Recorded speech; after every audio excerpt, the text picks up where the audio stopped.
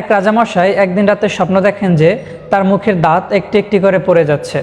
এই স্বপ্ন দেখার পর রাজামশাই খুব উদ্বিগ্ন হয়ে গেলেন এবং যে স্বপ্নের ব্যাখ্যা দিতে পারে এমন একজনকে ডেকে নিয়ে আসলেন। স্বপ্নের ব্যাখ্যা দানকারীকে রাজামশাই তার স্বপ্নের পুরো বর্ণনা খুলে বললেন এবং স্বপ্নের ব্যাখ্যা দানকারী রাজামশাইকে বললেন যে আপনার জন্য একটি দুঃসংবাদ আছে, আর সেটা হচ্ছে আপনি জীবিত অবস্থায় আপনার সামনে আপনার পরিবারের প্রত্যেকটা লোক এক এক করে মারা যাবে, আর এই দুঃখ আপনাকে সহ্য করতে হবে। ব্যাখ্যা দানকারীর এমন কথাতে রাজামশাই সন্তুষ্ট হতে পারলেন না এবং ওই ব্যাখ্যা দানকারীকে কারাগারে পাঠিয়ে দিলেন। পরের দিন রাতে রাজামশাই একই স্বপ্ন আবার দেখলেন। সকালবেলা উঠে রাজামশাই খুবই উদ্বিগ্ন হয়ে পড়লেন এবং স্বপ্নের ব্যাখ্যা দিতে পারে এমন একজনকে ধরে নিয়ে আসলেন। দ্বিতীয় ব্যক্তিকে রাজামশাই তার স্বপ্নের সম্পূর্ণ বর্ণনা দিলেন এবং দ্বিতীয় ব্যক্তি রাজামশাইকে বললেন, আপনার জন্য খুব চমৎকার একটি সুসংবাদ আছে, আর সেটি হচ্ছে আপনি আপনার পরিবারের সব থেকে দীর্ঘজীবী মানুষ। আপনার পরিবারের সবার থেকে আপনি বেশি দিন দুনিয়াতে বেঁচে থাকতে পারবেন। এটা কি আপনার জন্য খুশি সংবাদ নয়?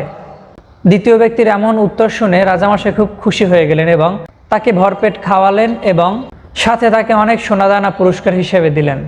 রাজামশাইয়ের সভাসদগণ এমন কাণ্ড দেখে রীতিমতো অবাক হয়ে গেলেন।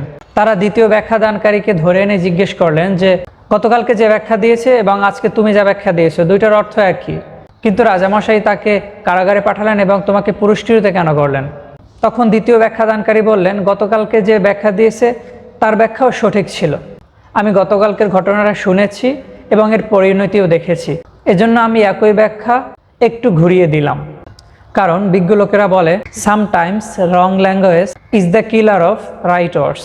এই ঘটনা থেকে আমরা কি শিখতে পারলাম? আমরা যা বলি সেটা যতটুকু ইম্পর্টেন্ট, ঠিক ততটুকুই ইম্পর্টেন্ট হচ্ছে আমরা কথাটা কিভাবে বলছি।